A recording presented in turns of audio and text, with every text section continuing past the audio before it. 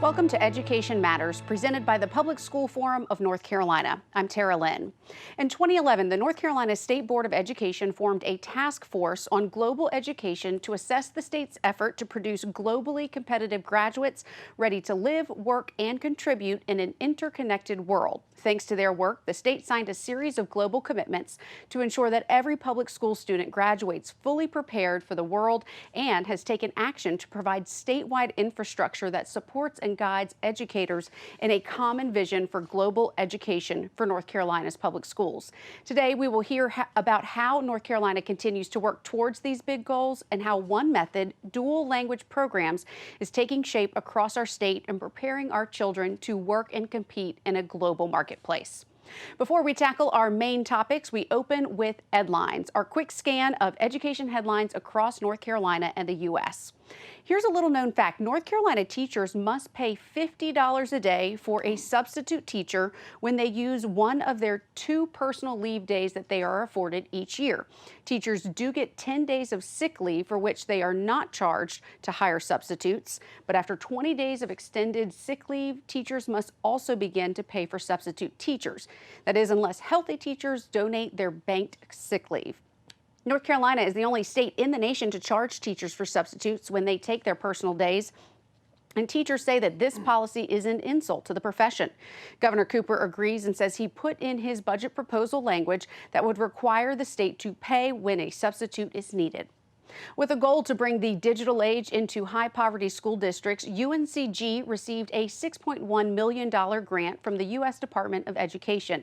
That's to create the Piedmont Teacher Residency Partnership, which will help place 80 new teachers over the next 4 years into rural schools in Rockingham and Surry counties. The teachers will be trained in computational literacy and graduate from the program with a Master of Arts and teaching degrees. The North Carolina Department of Public Instruction's Center for Safer Schools has been awarded a grant funded by the U.S. Department of Justice totaling about $1 million. The Center for Safer Schools will work with partner organizations, including RTI International, to assess local district needs and offer training and support to improve school safety. Remember, you can visit the Public School Forum's website at ncforum.org, click Education Matters, and read more about each of the Edlines as well as some of the other topics that we cover each week. Well, as I mentioned at the top of the show today, we will take a look at North Carolina's efforts towards preparing students for a global workplace and hear specifically about how dual language programs are one critical tool that is being deployed here in North Carolina in schools across the state. Now, for our first segment, I would like to introduce, we have Bill Harrison, Chairman Emeritus of the North Carolina State Board of Education, as well as David Young, CEO of Participate Learning. Thank you both so much for coming to the show. It's great to be with you. I appreciate it. Well, Bill, I know with the State Board of Education during your time there on the board, you were very instrumental in helping push forward North Carolina to include more of these global initiatives. Can you talk a little bit about how much of a push that It wasn't much of a was? push because we actually had quite a bit going on across the state of North Carolina with regards to global education.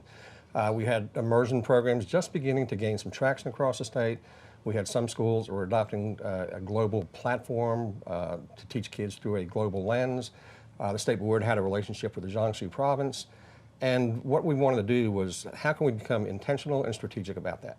And so we put together a task force. We had 5 board members. We relied on people from the university, from the Department of Public Instruction, from the schools. They worked for 2 years and came up with 5 commitments around providing cutting-edge support and tools for teachers to teach through a global lens, to look at how we're delivering world language instruction, to support new models of schools, to develop a network for global schools, global school systems, and provide some type of recognition.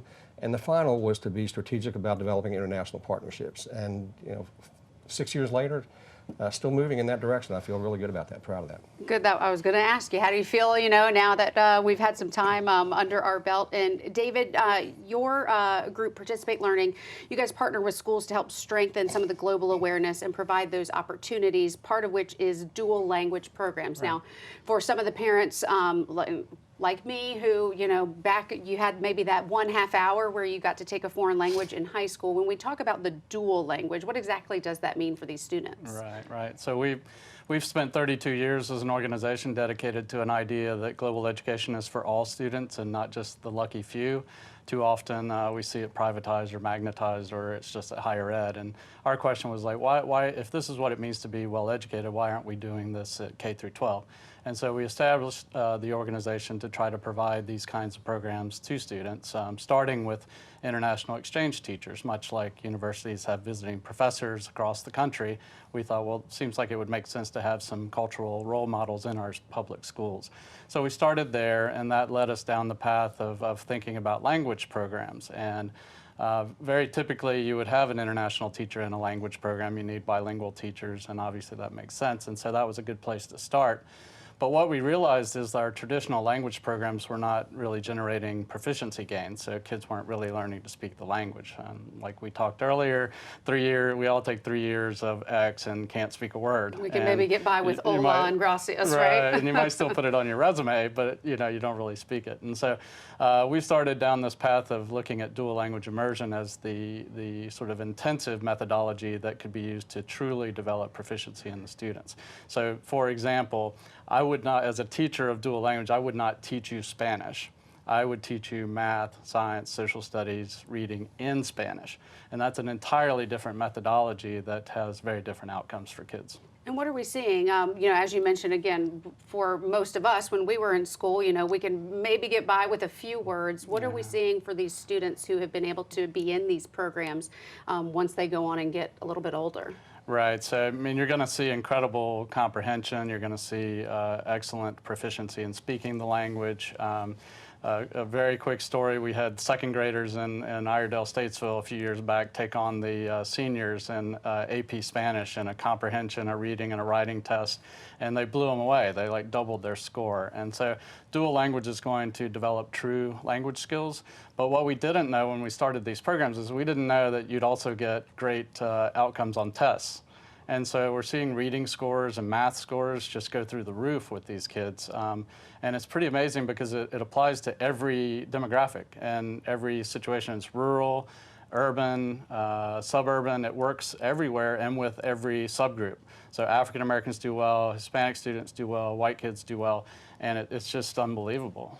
And Bill, I know you've spent time in the classroom. You've been a superintendent. You have served on the State Board of Education.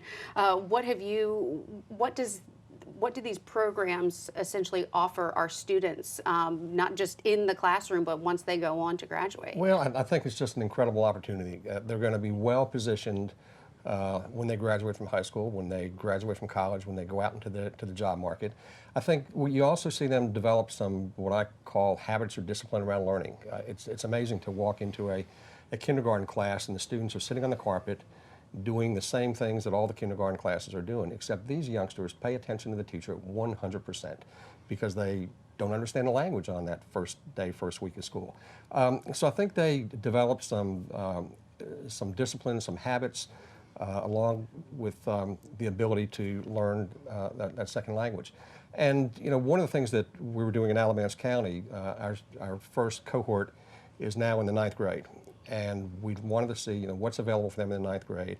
We developed a partnership with Alamance Community College that these students will be certified and licensed as interpreters. We're having conversations with Edlines University about possibly finding a venue for these students to become licensed as dual language teachers, and hopefully some of them will come home and teach. And as being one of the people who were part of that first push for some of these programs in North Carolina, what do you think is maybe going to be the biggest challenge moving forward? Well, I think finding teachers. As these programs scale, we're dependent solely on international teachers, and every year when schools add grades, when schools are added.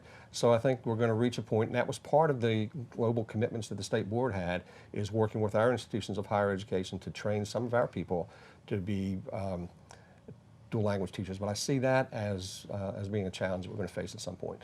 And David, we've got about one more minute. I know North Carolina, more than 200,000 workers are employed by foreign-owned firms. I think most of us realize, obviously, just sort of based on where we are located and the population makeup of North Carolina, the importance of learning Spanish, but Mandarin has really emerged. And I guess why that versus German or French or another language? I mean, I think everybody sees the importance of China, obviously, and parents are reacting to that and demanding more Mandarin options. I think in general, international education or global education used to be about folks that were going to go do business over there and travel and go live abroad, and it was kind of a small group of people probably. Now you walk out of your door and you live in a global community every single day, every place. You can be in Yancey County, you can be in Dare County, you can be in Robeson County, and it's a global environment. That's just what our country has become and will stay.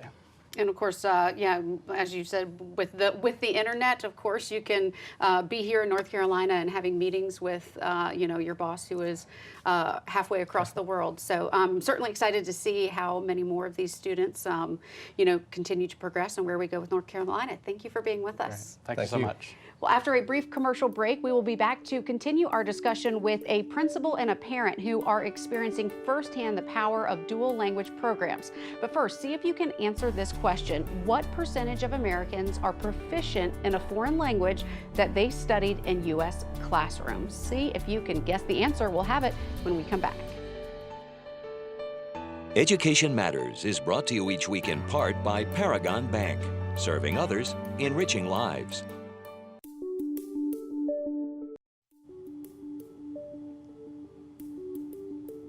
Welcome back to Education Matters. Well, did you correctly answer A? Less than 1% of Americans are proficient in a language that they studied in U.S. classrooms. This is especially noteworthy because the vast majority of high schools in the country, more than 93%, offer foreign languages, prompting some educators to think about integrating those languages across the curriculum instead of just making them supplemental offerings. Well, joining us now, we have Jack Davern, a principal at Elon Elementary School in Burlington, as well as Ann Maley, a parent with students at Jefferson Rove Magnet Elementary School here in Raleigh. Thank you guys both so much for being with us. Absolutely. Now, Jack, I know, so you are a principal at Elon Elementary School in Burlington, and you guys have a program that is specifically full immersion Spanish, which has actually been in existence now for 11 years. Tell me about, what it was like maybe when this was first getting started, because I'm sure it was a very new thing. It was very new, and actually I was not there at the onset of the program. I've been principal at Elon for 9 years. So it began and it continued to grow. So those students are now juniors in high school.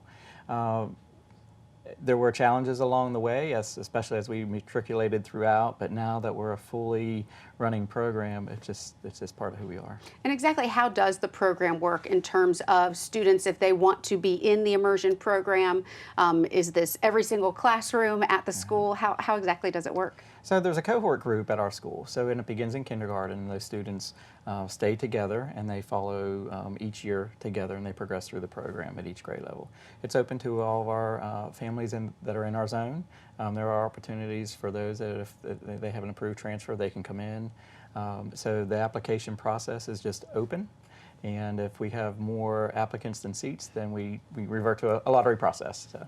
All right, and Ann, I know that you are a parent. You have 3 children, and your oldest, I believe you had said, was one of the first to start in the immersion program at Jeffrey Grove Magnet. Tell me how you have seen your children be able to embrace this Spanish immersion program.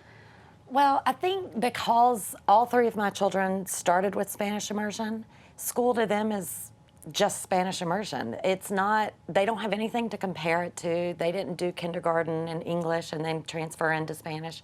So for them, their teachers speak Spanish to them, but everything else is as a regular school day would be for a child in 7th, 5th, and 3rd grade. So for them, it has not really changed much, their idea of school. It's just what it is. And why did you elect to put them in a program like this? Well, when you think about what you want to give your children, you certainly want to give them opportunities to grow and to become able-bodied citizens in our country. And if you look at the way our country and our world is operating, the world is getting smaller, and the ability to communicate beyond just our own community has really flourished. And so I don't speak Spanish, my husband doesn't speak Spanish, so this is an ability for our children to have this language that we could not offer them. And so for us, it was just very smart. And then they also presented the data, which if I want my child to have the absolute best education, this is an opportunity to get that with just this whole way to trigger parts of the brain to work and understand math and science at a deeper level than just the regular programs that are typically offered. And Jack, as a principal, what are some of the main questions or hesitations that parents might have before enrolling their child in a program like this? Well, it's a great question, and each year it has its own set of questions, which you probably are aware of. However, at kindergarten, it's the interest is already driving it. They want to know, well, how do we support it, and what does it mean? Like, what does homework look like? What if I don't speak Spanish? And so we see those types of questions, and we naturally help them with that, with the supports, and we guide them. We're really attentive to parent needs through parent meetings, update sessions, when they start doing the state assessments, and so we meet with parents and we explain them through it, and we kind of keep them informed along the way. And is there some extra training or offerings for parents? I know, my daughter's a kindergartner this year, and we were looking at, okay, I know she's going to learn Spanish. She's also going to learn Mandarin, but how am I supposed to help her if we can't speak the language?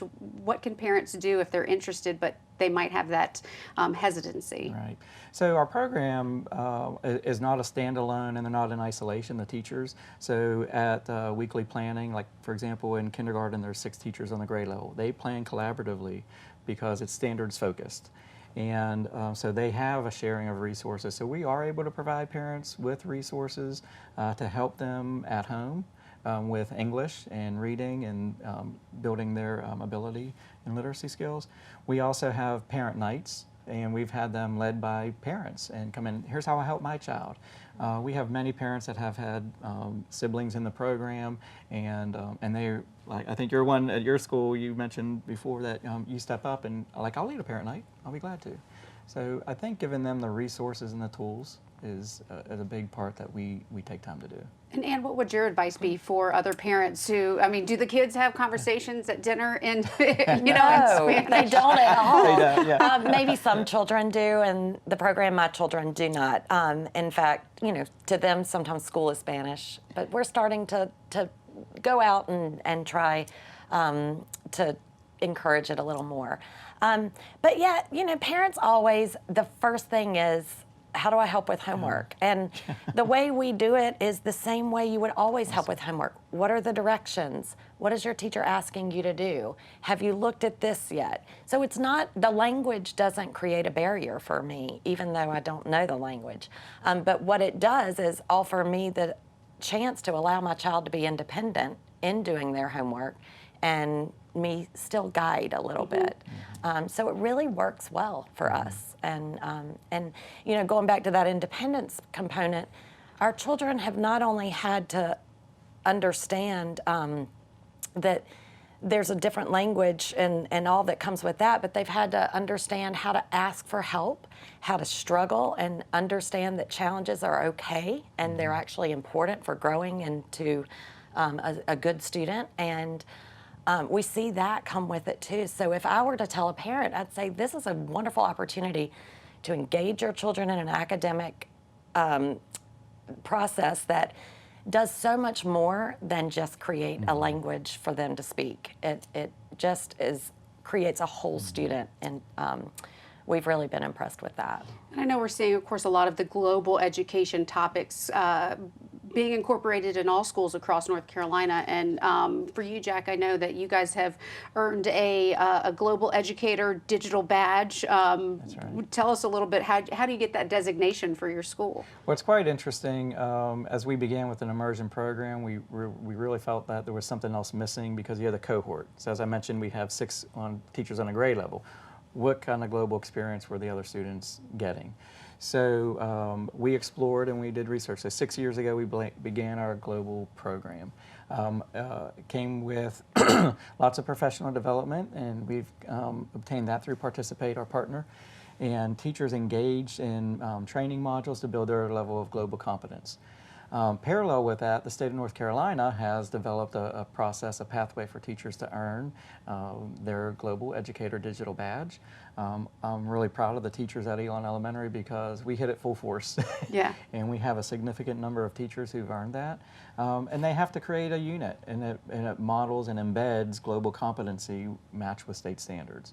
So it's pretty rigorous. It's some exciting times, and I know, of course, as my kindergartner is going to be rising through the ranks, it's exciting to see more about what North Carolina is doing inside the classroom to prepare our students for a global world. Thank you guys so much both for being with us. Thank you. Absolutely, yes. All right, after this break, we will have this week's final word.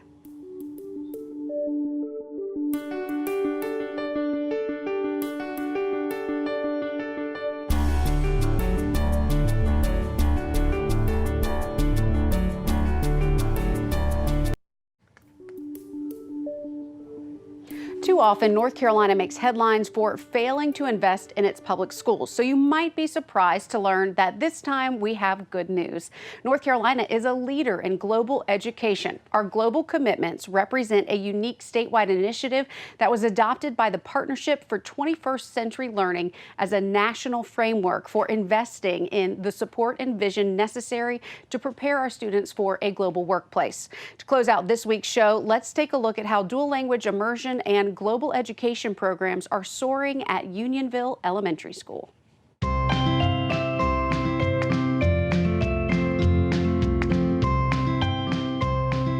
The teachers are amazing. They go up to the car rider line and they're greeting the kids in Spanish. At lunchtime, whether they're in the bilingual program or not, everybody's picking up on bits of Spanish and questioning other cultures and wanting to learn more just on their influence at our school. Cesta, ¿saben lo que es la cesta? Es donde ponemos cosas. Es como, sí, muy bien. What I noticed is how the children became much more engaged. They became as well more empathetic around the situations of different people. And the more that you bring stuff with, say, global, and the children became much more aware, and they want to know, and they will go home, and they will come and talk. And the amount of emails that sometimes you get back saying, oh, Miss Iglesias, you've been talking about Malawi, they love that. So for the parents, it's very rewarding when you touch a little bit of something from different cultures. And the children became much more inquisitive. They really want to know and find out. The teachers are commenting on the rigor in the classroom, the level of respect, kids' articulation. They can really tell that they're at that advantage with their vocabulary development and fluency. I noticed how they thinking, it becomes fast as well because they have to think in a different language, and sometimes you don't know the word. And sometimes I say, well, if you don't know that word, you're going to need to find out another word that you can use in that sentence. Necesitan leer la información primero, ¿vale? If you come to my class, it's visuals everywhere because they need it. They need a reference to be able to develop their writing, for example, to be able to develop their talking. But it helps them with the problem solving in the sense that they have to think if they don't know the word, oh, which word it was, or let's go and see, I need to go to the word and look. So they became better thinkers. They became, I think, better writers, no doubt, because for us, teaching Spanish, the writing is very important, and they are better at problem solving. The students of the bilingual program absolutely love every minute of it. They have grown in their self-confidence. They're so excited they can do things that others can't do. In some instances, we've used them to help translate to our non-English speaking parents that come into the office. They're just really proud of everything that they've accomplished. They're risk takers. I just can't say enough about the students and how excited they are to show off all that they've learned. That is it for this week's show. Thank you so much for watching. We will see you next week.